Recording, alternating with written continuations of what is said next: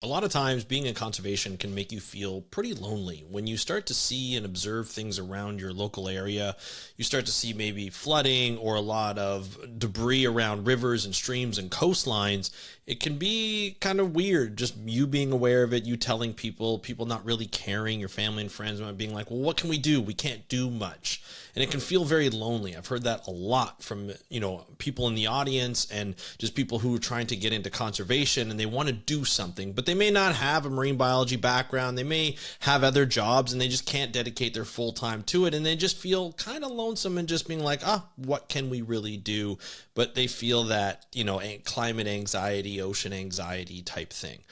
But there is ways that you can feel more of a community in and around the issues that you care about the most, like the environment. And that's joining a place like Surfrider. And Surfrider has been doing conservation advocacy work along the coastlines, not only for surfers, but for everybody and the entire community who lives in and around the coastline. And we are here to talk today with CEO Chad Nelson of the 40th anniversary and where the Surfrider organization originated and how it's doing and where it's going to go in the future. We're going to talk all things policy and advocacy work and how they created the chapter network, how they have all these volunteers and how they make sure that everybody's trained up and feeling like a community, and some of the great things that they've done over the last 40 years and hopefully in 40 more. So we're going to talk about that on today's episode of the How to Protect the Ocean podcast. Let's start the show. Hey everybody, welcome back to another exciting episode of the How to Protect the Ocean podcast. I am your host, Andrew Lewin, and this is the podcast where you find out what's happening with the ocean, how you can speak up for the ocean, and what you can do to live for a better ocean by taking action. And on today's episode, it's a special one, folks. We got another interview, this time with CEO Chad Nelson is back from Surfrider on the episode on how to protect the ocean to discuss the 40th anniversary of Surfrider. We're going to talk about the origins, how a few surfers decided to say, hey, you know what? We need to start looking at what's happening around us. We're starting to see some hot surfing spots go away, move away, get transformed into harbors and so forth, and water quality diminishing. We need to do something about it. We need to stand up as a community, as a surfing community.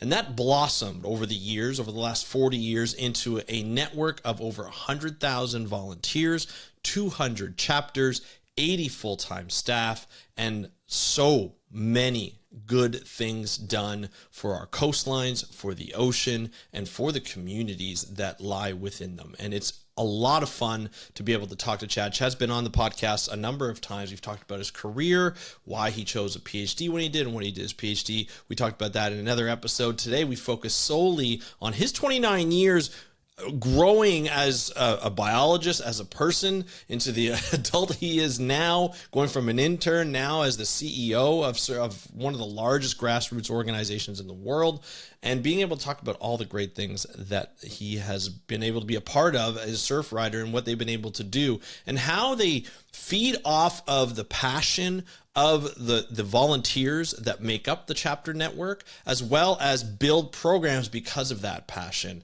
and be able to share it with other chapters and be able to do something on a larger scale. And at the beginning, I said, sometimes conservation can feel lonely. And even myself sitting in this office talking about oceans when I'm not doing an interview and doing a solo episode, a lot of the times I'm like, man, I wish I could really be out there and be a part of it. Well, being a part of Surfrider means being a part of the action, and you can be a part of the action in a lot of different ways. And I'm going to put a link in the show notes, in the description. It's volunteer.surfrider.org. You can join as a volunteer because it's one of the greatest organizations around, and it really listens to its volunteer. It trains its volunteers, and you can feel like you're doing something for the coastline in and around your area. And it's not only in the US, it's in Canada, it's in other places. So just go to that website, volunteers.surfrider.org. You can join as a volunteer. And for now, you can listen to Chad Nelson talking about the wonderful things that's been happening over the last 40 years with Surfrider. Enjoy the interview, and I will talk to you after. Hey, Chad, welcome back to the How to Protect the Ocean podcast. Are you ready to talk about the 40th anniversary of Surfrider? Yeah, hey, thanks, Andrew, for having me back. And these are exciting times for Surfrider. Absolutely. Not only for Surfrider, for everybody who's not only involved in Surfrider, but who have been following Surfrider for a long time. It's not every day where you get an organization that hits 40 years and being around and doing amazing things. And today, Chad, you've been on the podcast before a number of times. We've gone over sort of your development through ocean science and ocean conservation, your PhD work and so forth. We've talked about your involvement in Surfrider here and there. And as the CEO and executive director, like that's a huge thing. But we haven't really talked about your evolution in Surfrider, because you've been around, I think it's almost 29 years since you started your internships and so forth. And, it's been around 40 years. So you've been there for a significant portion of over 50% of the time since Surfrider has been around. So we're going to get into sort of like where it started, how it's going, and then where you're headed into the future. So this is going to be a lot of fun. But just to give people a little bit of a refresher, can you just let us know who you are and what you do? Sure. My name's Chad Nelson, and I'm the CEO of the Surfrider Foundation. Awesome. And now, being the CEO and starting off where you started off, it's got to be an incredible journey. We've seen Surfrider be one of the largest, grassroots organizations, coastal organizations in the U.S. and maybe even the world. You've done some great things from a policy focus that we've covered on the podcast before. We'll talk a little bit about that, but it's definitely it is a grassroots organization. It started off as a grassroots organization, but can we just start from the beginning and just be like, how did it all begin with Surfrider? How did this incredible organization become this incredible? Like, what's the founding story of it? Yeah, no, it's a great story. And, it started the summer, August of 1984 is our sort of birthday and when we were founded. And, as is often the case, it was sort of a confluence of events. Okay. The surfers were focused on Malibu, First Point, Surfrider Beach, famous wave, the wave of Gidget, still like a world-class surf spot. That the water was constantly polluted, the inlet there was being managed without regard for surfing or coastal recreation, so they were frustrated about sort of surfers not having a role. Surf spots in California had been destroyed. Killer Dana, which is now a harbor, was an iconic, famous wave. People weren't listening to surfers, and as we were talking about before we got on here, there was also this negative stereotype. And the Olympics were in Los Angeles in 1984. Yep, that's right. And these three founders who I'll talk about, sort of saw athletes on the world stage at the Olympics, and were thinking, why aren't surfers sort of perceived in that way? And right. Interestingly enough, surfing is also now in the Olympics. Yes, it is. Later. Yeah. But and so they decided to. What they did is sort of what any good activist does: is they saw a problem, and they decided to do something about it. And so a guy named Glenn Henning, another guy named Tom Pratt, and a really highly regarded Malibu surfer, Lance Carson, were sort of the three guys that were credited with founding Surfrider in 1984 to try to improve surfing reputation, give surfers a voice in coastal management decisions, and ultimately sort of start protecting surf spots. And in the beginning, we'll talk about the evolution, but in the beginning, it was really about surfers trying to protect surf spots that were being destroyed. It was right. Somewhat myopic. Yeah. That said, they also had something which we don't do anymore called the Baja Assistance Program. A lot of surfers were going down to Baja, so it had a humanitarian arm also. Okay. And they were bringing supplies and stuff down to families in Baja. Again, part of that was to try to change the perception of surfers as being good stewards and good citizens, as opposed to sort of the negative stereotype. Now that's what they did that with Surfrider. That was one of the first programs. Yeah, it was like a program in the early days called the Baja Assistance Program. Oh, that's so cool. And that's just, it's kind of cool because that's just impact. Here we're on your waves, we're surfing your waves, we're in your area. Here's some stuff that might help you out. Let's be a community. Yeah, I love that. I love that aspect. What would, when you have these three founders, and obviously there were probably part of a larger surfing community. You're not just a surfer by yourself. You usually surfer with some friends and maybe family, and then you build this community. What was the sort of the first perceptions of Surfrider by other surfers when that first started? Do you know? That's a great question. I was 14 years old, so Yeah. I wasn't really. I was vaguely aware, but I wasn't in the mix. But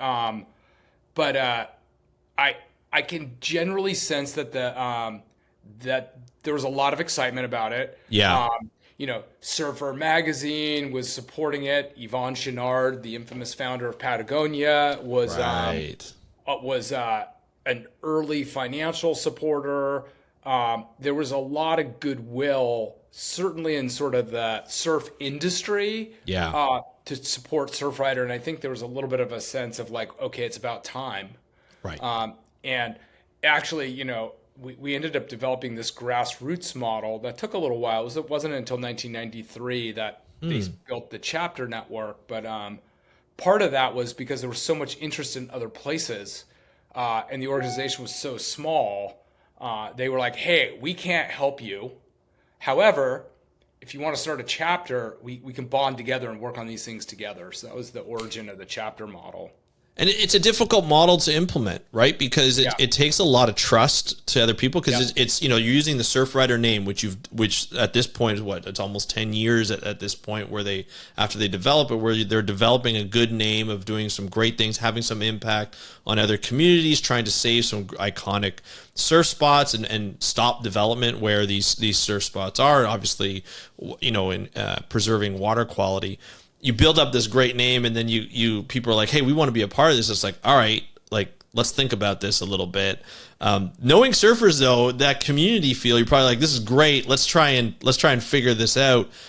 You said it took a while to develop this chapter model. Do you know what some of those challenges were? Because probably in and around near the beginning where you started, volunteering and stuff. But were you around at this point where they developed the chapter model? Was that a little bit before? I wasn't around, and when I started, I think there was 24 chapters. Okay. So it was still relatively small. But what happened, which was interesting, is I think they were a couple interesting things. The guys who started Surfrider sort of admittedly didn't know what they were doing. Right. Oftentimes, big environmental nonprofits were started by a philanthropist, or the Kennedys started the Keepers, and so this was just a bunch of scrappy surfers who were tired of getting pushed around, and so in the beginning there was a lot of trials and tribulations, and so I think they were just trying to like figure it out. Everyone had jobs, and what happened was there's a really kind of an iconic coastal conservationist in California named Mark Massara, who's a surfing lawyer. Yes. Who was an attorney for Surfrider in those early days, and he helped lead a lawsuit against a pulp mill in Humboldt. Okay. Which we won in 1992, and at the time it was the second largest Clean Water Act lawsuit in the country. Wow. And that put Surfrider on the map. Yeah. People were like, what? A bunch of surfers took on, this giant paper company and won. Yeah. Because they were dumping effluent in the bay at Humboldt Bay, and it was impacting the water quality in the surf. And of course. So that made national media. And that's when the phone started ringing. We've got problems in New Jersey. We've got problems in Florida. We've got problems in Texas. And, this staff of 5 at the time was like, I don't know what to do. And we had a board member named Gordon Lebetz. He was on the board of directors, and he was heavily involved in the Sierra Club. And so, Sierra Club has a chapter model also. That's right. So he said, hey, maybe it's time for Surfrider to start chapters. And so we did it, and I have to say, I didn't come up with it. I inherited it as an employee here, but I cannot tell you how effective it is. Right. I truly, now I've been at this for a long time. I've worked with just about every other conservation group in the country, And I really think this grassroots model, it's got its challenges, but when it works, it's so effective. And, so why is it so effective? I'm such a big believer. So I think for a number of reasons. One, I think that like matching the bottom up with the top down is a potent sort of formula. And that's because we have real people in communities who are passionate about these issues taking things on. Right. And that is a scale that we understand as humans, right? You talk about the country and 400 million people, like nobody really can wrap their head around what that means. 100%. And so part of it, and and we're working with people who are experiencing the issues firsthand.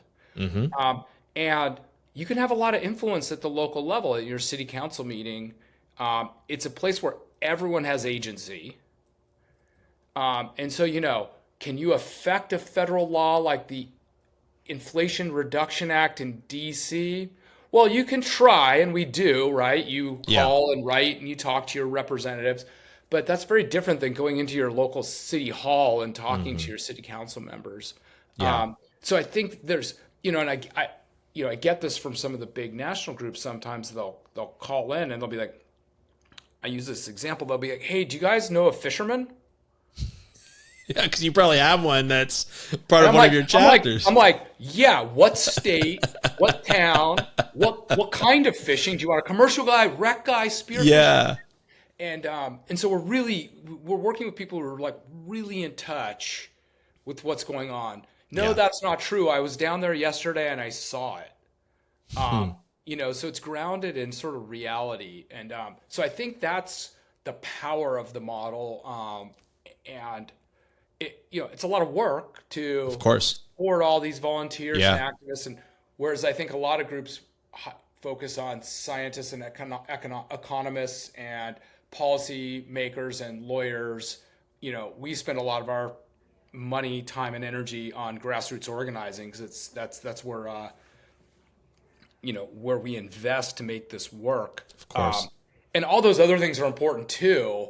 And we work with a lot of those groups that are more sort of nationally focused. But I think there's a lot of power there, and then our challenge is the framework of the organization is how do we take that and scale it up to the state level, up to the federal level, and even in some cases in the international level. Well, and here's what I love about it, just from looking outside in, is I hear from a lot of people, in sort of my work as a podcaster and building this community, where you hear a lot of people, it's like, I feel alone. Like I feel like I'm by myself. I see these things happening in my community, or I see it on a video, and I feel like I feel helpless. I just can't do it. And I think what the chapter model does, especially at Surfrider, it gives you that collective home, where it's like, you may not be at the headquarters in California, but you might be in Florida, you might be in North Carolina, you might be in New Jersey, but you are sitting there, you are seeing something, and then you can go back and get resources from the chapter or from maybe headquarters and be like, hey, look, here's the problem that we're facing. Have you guys ever dealt with this before? Can we offer some solutions? And then you have these connections at not only the local level, but you also, and other local levels around the coastline, or if it's the same coast or different coast, you also have it at the county level, at the state level, and at the federal level, where you can start to affect change. And so that person who felt so alone by just volunteering with Surfrider or another chapter, like you get this home and you get this support that you probably never had before. And I think that's where that benefit is. And then of course, like, you want that big voice at the top to say, hey, like federally or state wise, we need to make changes. Now you have this influence, because from like the name of it as an organization, you can walk in and just be like, well, we have this many volunteers who are all over the place. People coming to us on this issue. Yeah. It's such a powerful and effective model it could probably be scary to a lot of the anti-environmental policy people that we see, be like, oh God, here comes Surfrider. Like they've got some power. So. Yeah. Well, I'm sure it has. I mean, over time, and we'll talk about it in just a sec. You've Surfrider as an organization, as a grassroots organization, has been able to do a lot of effective policy work. Yep. In collaboration with a lot of organizations. But you have a name, you have this good name, and you've worked hard to do that. But before we get into that, you mentioned that there are challenges that come through with building a chapter and it's taken time to from the beginning to even install that model and figure out that model is working. What have been some of the major challenges that Surfrider has been able to overcome over the years, from the beginning and even to now? Yeah, I think to fast forward to today, we have 200 chapters and clubs, up from 24, and well over 100,000 volunteers that participate with us every year. That's amazing. And so all those chapters are volunteer run. So anytime you're dealing with, I would argue we have, probably close to 1,000 what I call chapter leaders, people running the volunteer chapters, and then tens of thousands of volunteers volunteering. And so it's a lot of people. Yeah. And it's a little bit of herding cats because they're all volunteers. So right. I'm not in a position to tell them like what to do as their boss. I mean, we Yeah. have guidelines and structure, and it's orderly, and actually remarkably people, the network really stays on task and on mission. We don't spend a lot of time sort of self-correcting, but so just organizing that number of people, is a challenge, especially when they're all volunteers, and volunteering is challenging. So there's constantly trying to recruit new volunteers, trying to manage people so that they recruit and transition out before they get burned out. Nobody can be a volunteer forever. No. So in a healthy volunteer organization, you get in, you're excited, you do some things, you recruit other people, you're able to kind of take a back seat. They then recruit new people, and there's this ongoing healthy cycle of folks. So just training volunteers, retraining new volunteers, kind of trying to get everybody pointed in the same direction, have always been the challenges. And the other challenge is really kind of a good challenge is we've always struggled to keep up with the interest. So there's so much interest. The sort of volunteer capacity for good in the country is extraordinary. Yeah. It really speaks well to sort of humanity at a time when I think some people are, frustrated with that. Yeah. But, and so, we're always, we have 80 employees now. We used to have 5. And we're still trying to keep up with the amount of interest. Yeah. I want to start a chapter. I need help here. And so that's a good problem. Yeah, absolutely. And so, we feel like we're always feeling like we're just tapping into the total capacity of what we could do with volunteers out there. The better you are at organizing, the more people want to be involved. Well, that's it. And the more things you do, you're able to, accomplish too as an organization. The more people will be like, "Oh, Surfrider would be great." Plus, they're known as a grassroots organization, so they like to work with volunteers, and that's always wonderful. And as you grow, though, I think one of the challenges is like, how do you remain like the same? Because you got some great quality volunteers. Like they do some great work. And when we say volunteers, a lot of them have full-time jobs. And so they're doing this on top of that, right? And so it's a challenge for them to do, but that's like their hobby. That's what they want to do. They want to protect the environment in their area. So you have a lot of great quality volunteers.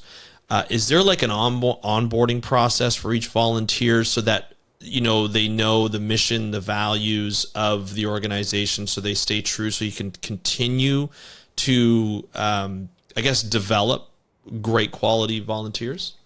Yeah, I mean, you're right. And before I started, I just want to say these I've been at this for a long time, and I am always humbled by the people who are volunteering for Surfrider, Yeah. because you're right. These are people with jobs and families. In many cases, from high school kids to senior citizens, retirees, and everything in between. And they are doing the hard work of volunteering because they want to protect our ocean waves and beaches. So it is an extraordinary, I mean, I feel privileged to be working with such a extraordinary, group of people. And so, yeah, and we invest a lot of time and energy in that. So we have an online learning platform, with training that we're sort of developing. It used to be sort of fairly crude, and now it started in the early days as a Xeroxed hard copy book called the Activist Toolkit. Love it. Then it got online, and then at one point it was like an intranet, and now it's actually like a online learning management system with online courses. Love it. We do a lot of regional training. And then we have a network of regional managers of staff that are out supporting the chapters. And so part of our goal is to have one chapter manager, support regional manager for every 6 or 7 chapters. Gotcha. So we have staff that are everyday support to a region. So in California, we have 18 chapters, and we have 3 staff whose jobs, Southern, Central, and Northern, that are, supporting their chapters in their network. Love it. I love that. And it's so interesting too, because there's so many different projects that must be going on at each individual chapter. Is there a common, what kind of projects are going on in some of these? I know there's so many, you don't have to name all of them, obviously, but can you just talk about a few of the major? Yeah, that'd be great. Yeah. So we really work on 5 issues. So clean water, beach access, plastic pollution, coast and climate, which is sort of flooding and development work, and then ocean conservation. That could range from the marine protected areas like the new Chumash National Marine Sanctuary to stopping bad things in the ocean like offshore drilling. So those 5 pillars are one organizing. Those are the issues that we focus on, and other issues like fisheries we don't. Right. So that's one way of kind of focusing the work, and those are issues that tend to be relevant to people on the coasts and coastal recreation. Yeah. And then we have a series of programs that are stewardship programs, or beach cleanups, ocean-friendly gardens, which is turning your landscape into a solution to pollution, ocean-friendly restaurants, helping restaurants get rid of plastics. We just launched ocean-friendly hotels and a climate action program, which is restoring coastal ecosystems. And so we build toolkits for all of those programs. Blue Water Task Force is another one. We do water quality monitoring. So those are a suite of everyday programs that are hands-on. This is also why I think the organization is attractive. You can roll up your sleeves and actually do something. Yes. In your community. And so we do those, and then we have advocacy campaigns at the local, state, and federal level on those 5 issues. And at any given day, there's about 140 of those that are active. That's incredible. For all the stuff that goes, you talked about a bottom up, top down type of organization that works in both ways, where you have this headquarters, and like you said, right now you have about 80 employees, and then you have this volunteer network, hundreds of thousands of people. When you develop these programs, or you've been developing these programs over the years, are these programs from feedback of projects that are coming in, as well as sort of directions the organizations from an organizational standpoint wants to follow? How does that balance? Yeah, in many ways, the chapter network, and we give you kind of referenced this earlier, we give the chapters a ton of autonomy. Right. So once you're a chartered chapter, you can pick a program or a campaign or an issue you choose based on what's relevant and important to your issue. There's no reason to be working on beach access if you don't have a beach access issue in your community. And for sure, beach access is the biggest issue in your community, and you come along and say, hey, let's talk about this marine protected area. No one's going to care. Right. And so we do give them a lot of autonomy to sort of pick and choose the issues that, are most relevant to them. Right. So that's a part of it. I'm forgetting the first part of your question that I went Well, off just on. like in terms of like, I guess one of the things is, can you identify some of the projects that have come in that have really Oh contributed yeah. to Sorry. the Yes. overall And programs? so they also experiment. And so it's like an R&D out in the field, right? So for example, we're trying to figure out how to get rid of all these single-use plastics in communities, and we're trying to pass laws and policies, and sort of our Huntington Beach chapter and our San Diego chapter and our Oahu chapter, we're like, hey, why aren't we asking restaurants to get rid of single-use plastics? And so, they started the Ocean Friendly Restaurants program, Yeah. and they started trading information, and they kind of figured out what worked. And Yeah. we were like, wow, this is cool. I think there's interest in this elsewhere. So we just sort of adopted it and nationalized it and standardized it, and then reissued it to the whole network. So a lot of it comes from the chapter network itself. Love that. And our chapters, this climate action program, which is restoring habitats. Cape Fear chapter was doing they'd collect Christmas trees after Christmas, and then in the spring they'd plant them in the dunes. Cool. And the Miami chapter is doing dune restoration, and folks up in Maine were doing wetland restoration, and so we were like, and then we had mangrove planting in Puerto Rico, and we're like, hey, a lot of chapters are actually doing coastal restoration work. This is great for resilience.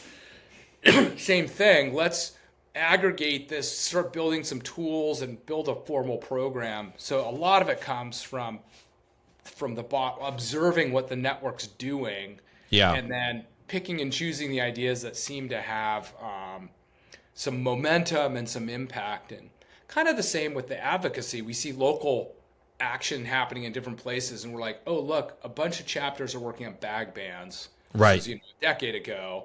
Like, let's build a toolkit Yeah. and redistribute it. And so it really is a kind of, we have the fortune of like being able to observe the whole network. Mm-hmm. And these chapters are out there being social entrepreneurs, and we can kind of cherry pick the really good ideas.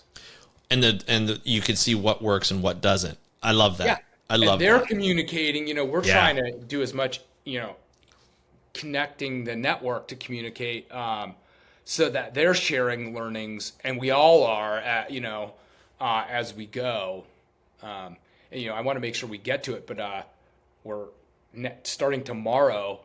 We're having a big 40th anniversary summit Oh, nice. in Long Nice. Beach, and That's awesome. bringing together 400 of our sort of top chapter leaders across the country. For exactly to celebrate 40 years, but also to learn, share, and Yeah. network across all these great people doing good work. Well, and I think that's where this network comes through. You talk about 200 chapters across the country, in other countries sometimes, and each chapter has their own unique set of problems, and also unique set of attributes within the community of different people, different cultures. Like we even know within the states, there are different cultures within the states, in the different coastlines and so forth. So you probably have some unique problems within each of those chapters. But then you can take some of those programs like the single-use plastic bag ban and be like, okay, let's take this. This is actually a really good idea. We'll take the core of this, and we'll build the toolkit. We'll give it to this, like to Florida from Washington or from San Francisco. Give it to Florida, see how they do. Okay, Yep. these are the challenges that they faced. Let's go back to the toolkit. Let's rejig it a little bit to lessons learned, and then let's hit it out to New Jersey, and then let's go to Hawaii, and so you have that at you're almost like a data center from the headquarters looking in, and your sort of your stations, your field stations are the chapters, and being able to work with them and going back and forth and be like, how do we support you? How can we help? What do you need from us, and what can you provide us that we can tell other chapters to do that would work? It's such a It's a good, like, that's where the model comes in, where it becomes such a Yeah. good feedback tool, right? Yeah. No, I love that. and you're right. Like what makes sense on a Texas beach is different than an urban beach in Los Angeles or a Yeah, remote beach in Oregon or, the beaches of Florida. And so that's part of it, right? They yeah, have different cultural norms, different histories, different uses, different impacts. yeah. And so what makes sense in one place may or may not make any sense in the other, or we can find the common things that make sense Yeah. all over. Yeah, absolutely. Now, over this 40 years, a lot of things have happened. Obviously, the Yeah. development of the network and the continued development and the growth of the organization, not only from a headquarters standpoint, but from a chapter standpoint. What have been some of the major wins that you remember over your 29 years working with Surfrider that people should know about Surfrider that they may not realize that you guys helped win or helped get something passed or helped institute certain things that people would maybe recognize that didn't know that Surfrider was a part of. Yeah, no, I thank you for that question. It's funny because because of this grassroots nature and this sort of distributing the power, I think, we're always worried that people are like, oh, they're the like surfers who do the beach cleanups, Yeah. but there's not really a lot of impact beyond that. Right. And so, and we have had some significant impact. A couple things that stand out that I'm really proud of is, a few years back, we won a landmark Clean Water Act lawsuit that went all the way to the Supreme Court, and we won and strengthened the Clean Water Act. Again, it started locally with a wastewater treatment issue in the county of Maui on Maui Island in Hawaii, and it had to do with sort of how far the Clean Water Act extends, sort of the reach of the Clean Water Act, and there was an argument that it was only sort of this quote unquote like sort of physical connection, and we were talking about a functional connection. Right. They were injecting sewage into the groundwater. It was seeping up through the ground and impacting coral reefs because the island is so porous. Yep. And we were like, hey, that means that the wastewater treatment's responsible for that pollution. We could see it through like dye plumes. Right. And they argued that wasn't because it was, went through the earth before it came out into the ocean. And so we won that, strengthened. They called it the Clean Water Act case of the century. Wow. The pundits. Yeah. So we're proud of that. In 2000, we passed a federal bill called the Beach Act. Okay. That standardized and funded water quality monitoring all across the country, recreational water quality monitoring. I like to think of it as the equivalent of like the grades in restaurants. Right. The right. A, B, C. Like, yeah. We now know when you go to a restaurant if they're up to par. Yeah. We should know the same about the ocean. For sure. If I go swimming, am I going to get sick or not? That's a big deal. Yeah, I think so. We take it for granted, but that's a huge deal, right? Yeah. So that would really, water quality monitoring prior to that was spotty and inconsistent, different standards. Here in our backyard, we stopped this massive toll road project that was going to destroy San Onofre State Park, the 5th most visited state park in California, and home to Trestles, arguably the best surf spot in the United States. Gotcha. It was a David and Goliath fight that we won. So we're pretty proud of that. So how did that win happen? Like, you talk about David and Goliath type of fight. You're trying to save a surf spot. You're trying to save a state park that obviously it's like you said, it's the 5th most visited state park. Those are really effective tools to use to say, hey, this needs to be protected, and this toll road's gonna destroy that. But you're working against, maybe the government. You're working against, maybe it's a private company that's putting in these toll roads. There's some big things to go up against. How did you, if you could just say briefly, how did you win that battle? Yeah, it was like a $500 million toll road in huge, traffic-laden Southern California, like the land of the car. And Arnold Schwarzenegger was our governor at the time. He was supportive of the project. We were told, don't take it on because you won't win. You know, and but it really is a testament to people power. The toll road authority had all the money. They had the political influence, but we had a huge number of people and worked in a very effective coalition. Parks Commission hearing, most attended in California history. You know, California Coastal Commission hearing, 2,500 people showed up. They had to move the venue 3 times to accommodate the crowd. And I called it the Woodstock of surfing conservation because there were like people in costume. It was celebratory music, costumes, and then the Commerce Department, which is above NOAA, which is above the Coastal Commission, held an appeal, and I think 3,500 people came out. And so the public overwhelmingly opposed the project, and sort of that massive movement of people, you know, overcame all of the sort of political and financial advantages that the road had. You know, so not only was it like I surfed there this morning, it's a magical, beautiful place. And it's got a wetland and it's full of birds and there's endangered species. I mean, it really is a gem. It's a largely intact watershed, so the water's clean after it rains. It's really just a place that shouldn't be spoiled. And so a real testament to what we can do if we all come together.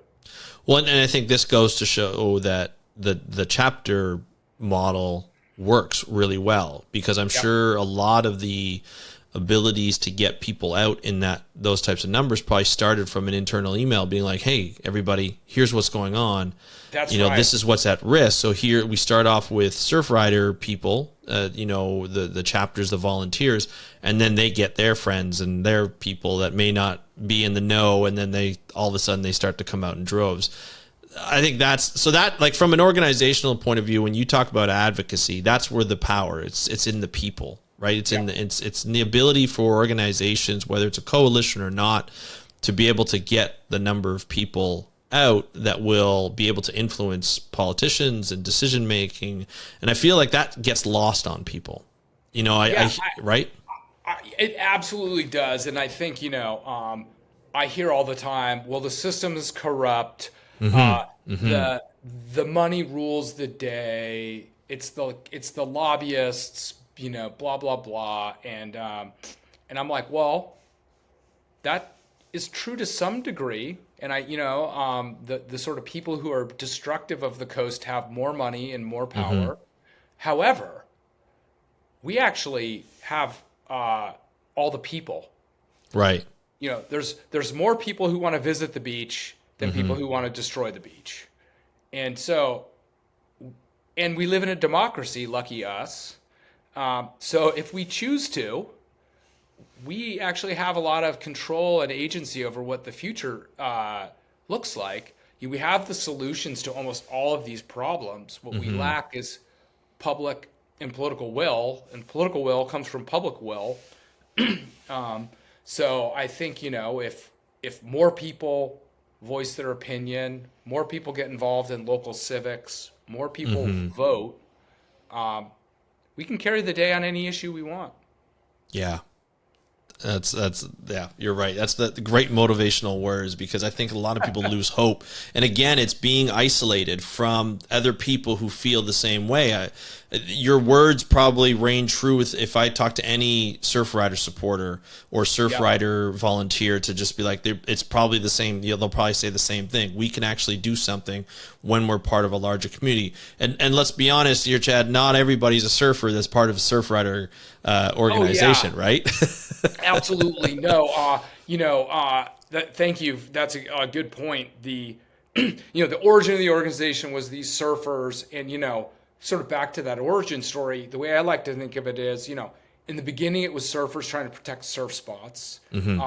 And then they sort of connected with community members, and it became community members protecting their communities, right? So if you swim in the ocean, if you've got kids that play at the beach, if you walk your dog out the beach in the morning, or you like to swim, you had a stake in it. So it kind of expanded to communities and beyond surfers. And then I liked it, then it became kind of surfers protecting the ocean, and now that we know the role the ocean plays in climate change, it's really surfers and beachgoers and ocean enthusiasts trying to protect the planet. It is. So our mission has gone from, Malibu to the globe. Yeah, and it happens so fast too. I think that's what the beauty is it starts local, and you can affect global as you do local. I've been really onto this for a long time. We've been hearing it all our lives, as we grew up, we're like, okay, act local, think global, act locally. And people after a while, it seemed like people were like, no, that doesn't work. But now it really does. I think it's being a part of the right community and the right people who have the experience, who have the guidance, and like Surfrider is that community, or at least one of those major communities in the U.S. and even North America that people know. It's like, if I need guidance, I can go there. You talk about the learning tools that you have and the training tools that you have. It's all just incredible to be able to already have that developed. So when somebody comes in new, they're just like, okay, here we go. Like this is where I can be guided and really helped out. And then you can have that effective level. Now, Surfriders have also had like some major wins locally. Let's talk some of the federal wins with some of the coalitions that you've had, like, as a Surfrider, as an organization. Talked about the Clean Water, was it the Clean Water Act? Yeah, that was like a Supreme Court win. Yeah. We helped pass the Beach Act. Yeah, that's right. Sort of playing defense. The Trump administration when they were in office, wanted to open all coasts of the United States to offshore drilling.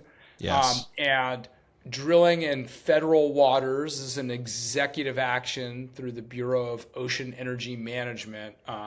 So that's also like a federal, effort. And so we opposed that. And again, it was interesting, right? Are you going to convince Trump and his administration not to do this? No.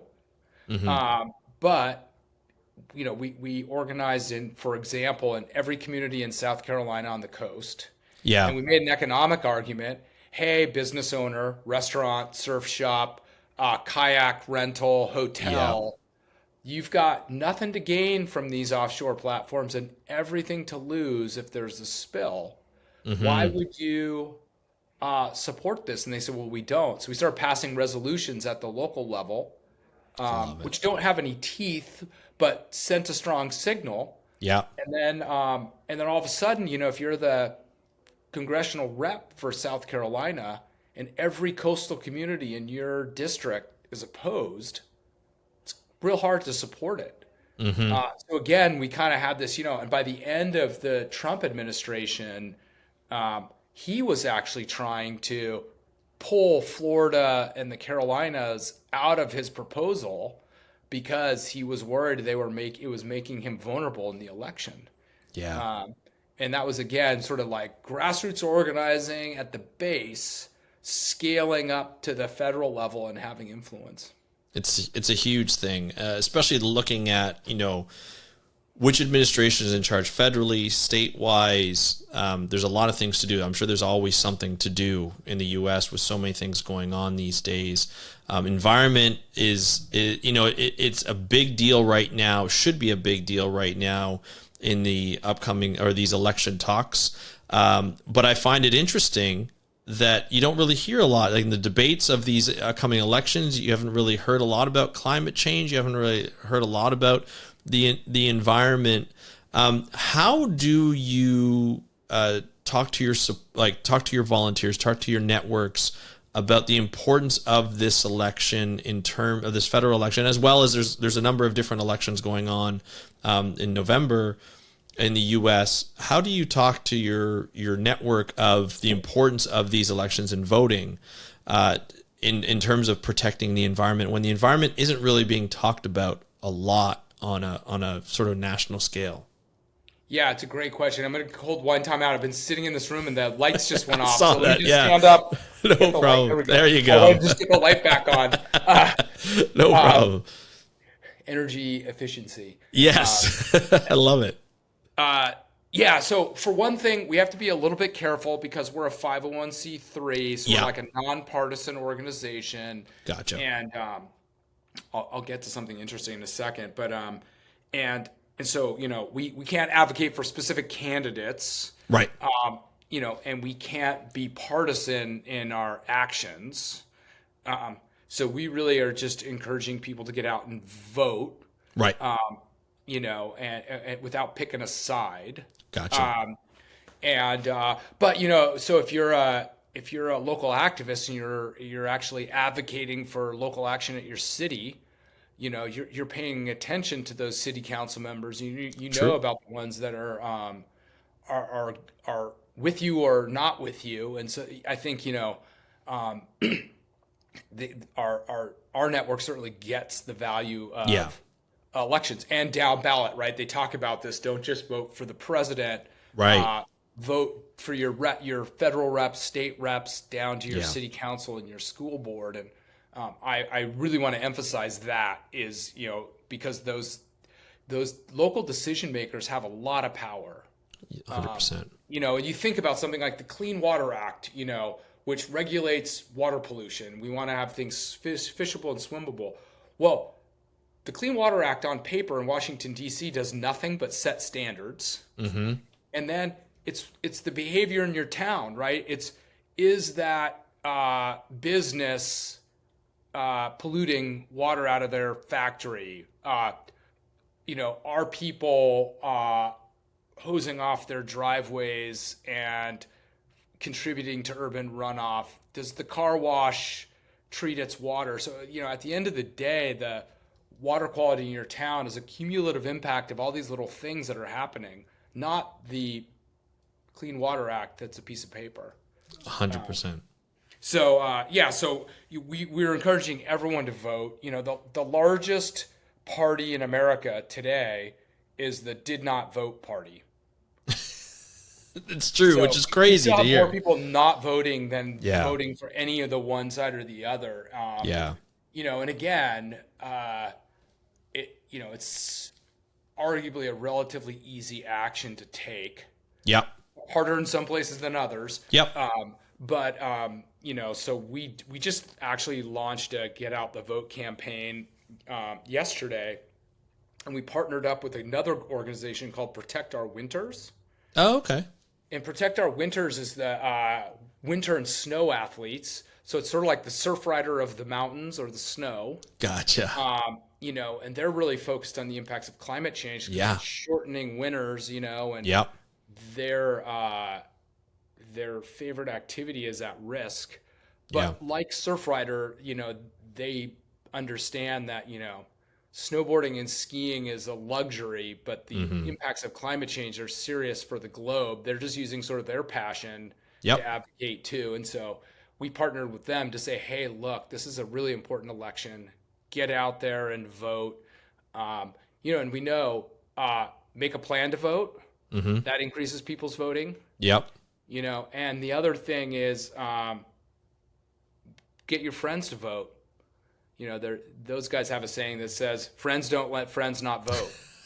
So let's use peer pressure. I love it. And 100%. Hey, did you vote? Let's make sure you voted.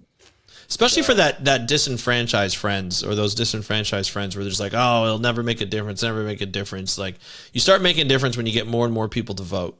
And, whichever way they decide to vote, that's when you make a difference. And you tell the people who, may be in power now that you may not like, no, I don't like what you did, or I don't like what you didn't do. And so I'm going to vote for the candidate that does, and I think that's what's important, is to pay attention. I think a lot of those users you mentioned, the recreational users of, skiing and snowboarding and surfing in the ocean and so forth, you know what you want because it affects you personally. And so I think you're right that you guys are knowledgeable on what the issues that are important to each user, and then you just let them know, like, what we need to vote for. And I think that's really important.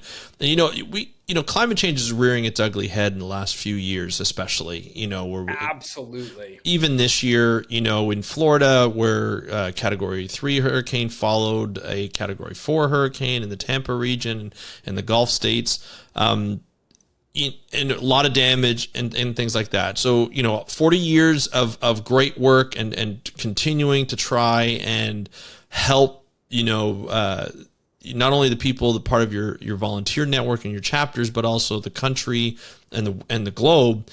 What is Surfrider focused on in terms of the consequences of climate change that we've been seeing, and how to fight climate change, as well as other matters, talking about plastic pollution, talking about water quality, which they're all related, in some way, which makes it even more complex. So where do you see the organization as you lead it going through over the next, like, say, 10 years?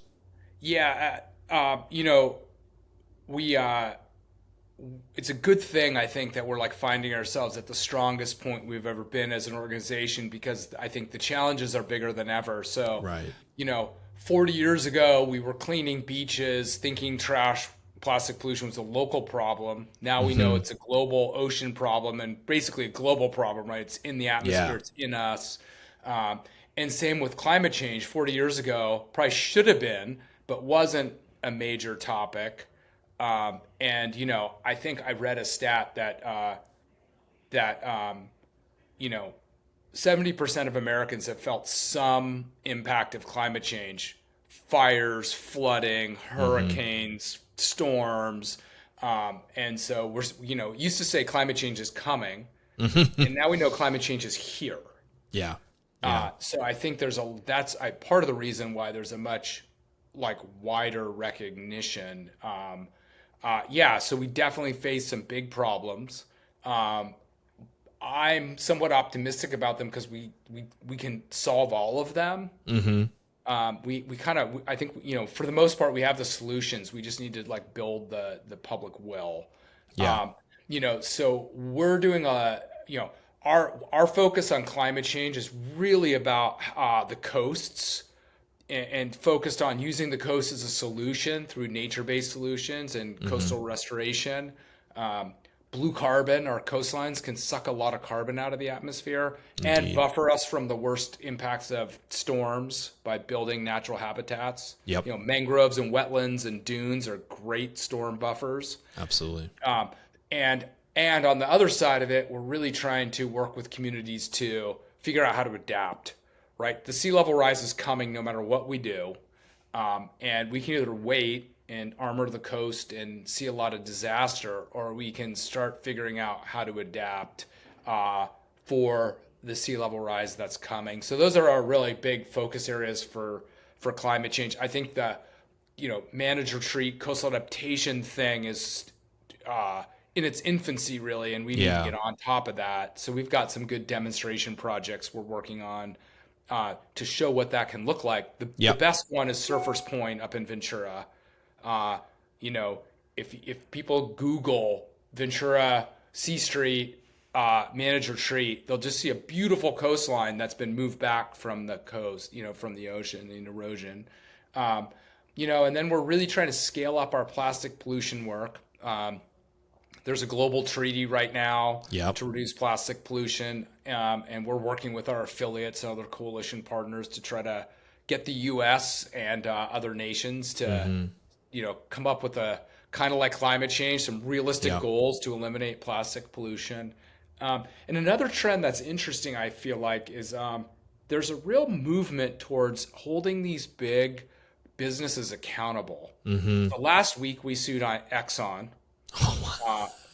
Let me just drop it. We just sued them. Last week we just decided to do that. That's huge. It is. So we sued Exxon for sort of disingenuous policies around recycling, right? This is a connection between ocean and climate. Plastic's a fossil fuel. I think it accounts for 30% of fossil fuel pollution. And it's on the increase. Yeah. And so, as the number one supplier of the base materials for plastic pollution, they've been spending billions of dollars trying to convince us recycling works. And it doesn't. We're still at 5-6% recycling. Yeah. And so you're seeing lawsuits against major fossil fuel companies for the impacts of climate change. So, we're passing these extended producer responsibility, which is producer pays bills Yes. for plastic pollution. So there's a movement towards corporate accountability for these impacts, and I think that's appropriate. Yep. And these major manufacturers of plastic, oil, and gas can choose to be responsible, or they're going to have to pay. Yeah.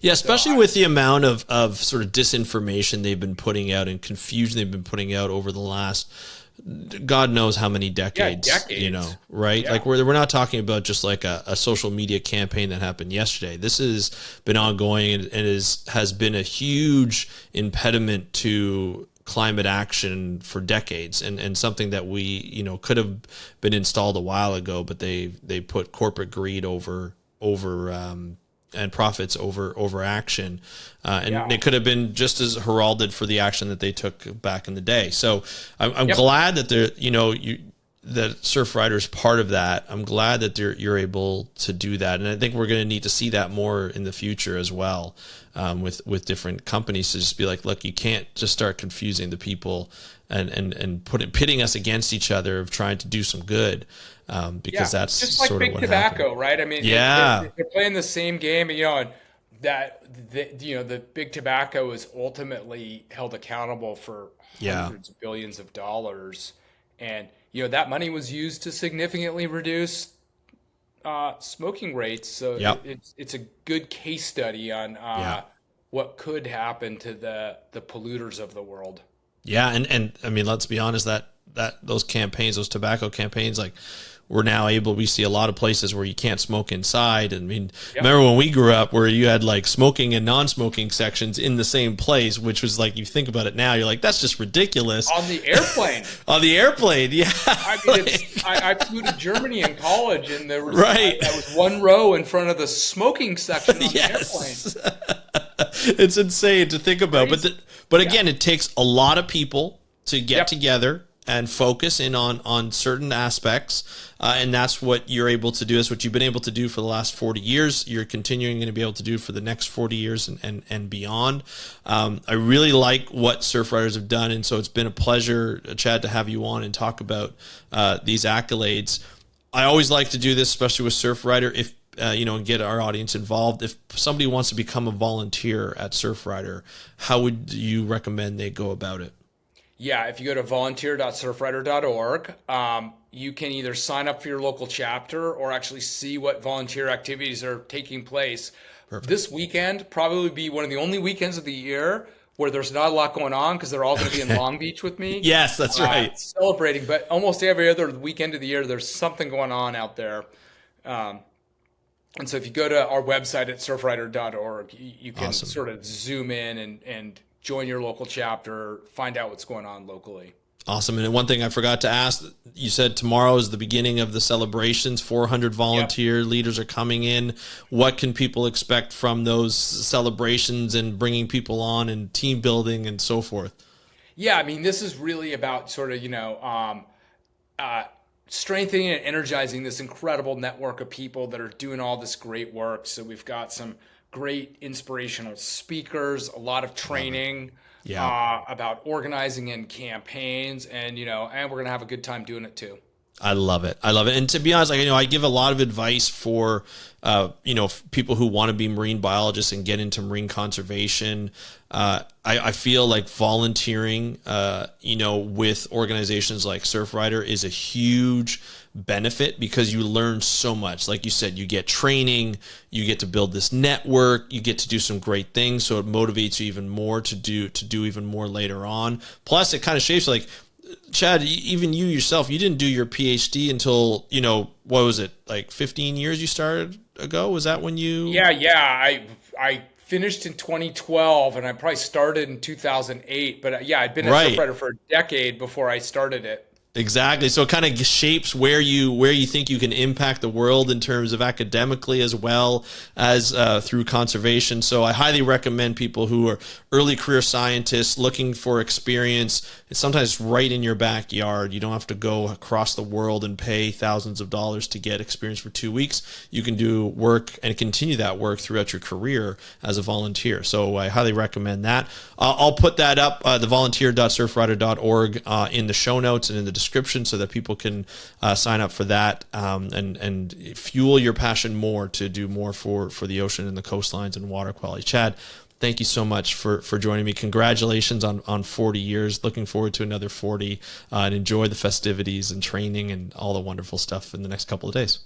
Hey, thanks for having me back, Andrew. It's always a lot of fun, so I appreciate it. You bet. Thank you. Thank you, Chad, for joining us here once again on the How to Protect the Ocean podcast. Really appreciate you sharing all the wonderful stories of Surfrider over the last 40 years. Congratulations on the 40th anniversary of Surfrider, a great organization that uses its volunteers as its method to change policy, to create policy, to do so many great things. Sue the government when they're not acting properly, create the Beach Act, just do so many more things. Beach cleanups, getting people involved, listening to volunteers, training volunteers, and building that chapter network to 200 chapters, over 100,000 volunteers worldwide, doing amazing things. And you don't have to be a surfer to be a part of this wonderful organization. And you can also watch them on their website. I'm going to put all the links down in the description below or in the show notes. You can check it out.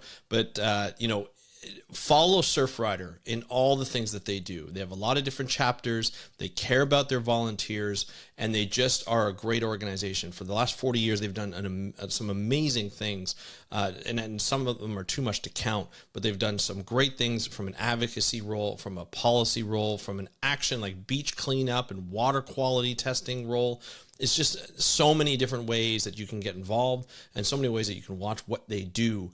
And it's such a great opportunity to feel like you're part of a community and not by yourself when you want to do conservation. So think about Surfrider next time you want to do something good for the planet. And I just want to say thanks to Chad for all the work that he's done over the last 29 years, over the last 10 as CEO, and then in the future, all the great work that he's going to be doing with a wonderful staff of 80 people, a wonderful 200 chapters, and amazing 100,000 volunteers and growing. So we want to see that organization grow. Look, they're not paying me to do this. I just think it's such a great opportunity. We don't get these chances a lot to be able to build a network like this, to be a part of a group like this, and to have a voice and to be able to actually affect change. Like, think about mobilizing 2,500 people to a public meeting where the government has to actually change the venue 3 times to accommodate the amount of people. Think about that as one voice, the power of that as one voice. And the big thing here, the big message just in terms of its timeliness, it's almost time to vote in the U.S. If you haven't registered to vote, register to vote today. It doesn't matter who you vote for, but you have power in voting. You want to have that power. You want to be able to vote. You want to be able to have a say for your country. You want to be able to do something, especially if you're part of a democratic society. If you need more information on what the big issues are, you can go to the Surfrider organization website. I'll put in the link below. And also just talk to your local representatives, talk to your state representatives and your federal representatives, and find out where you can vote, how you can vote, and who you can vote for. And do that today. Register today. So thank you so much for joining me on today's episode of the How to Protect the Ocean podcast. It's just amazing to be able to connect with you. If you want to connect with me, you can do so by DMing me on Instagram at How to Protect the Ocean. You can also comment in the description or just down below in the YouTube video. Also, you can watch the video on Spotify and give me a comment there. But I'm always available in any capacity that you just heard. Always looking forward to hearing you, because it's the beginning of a conversation. I'd love to hear your conversation and your conservation efforts. So thank you again for joining me on today's episode of the How to Protect the Ocean podcast. I'm your host, Andrew Lewin. Have a great day. We'll talk to you next time, and happy conservation.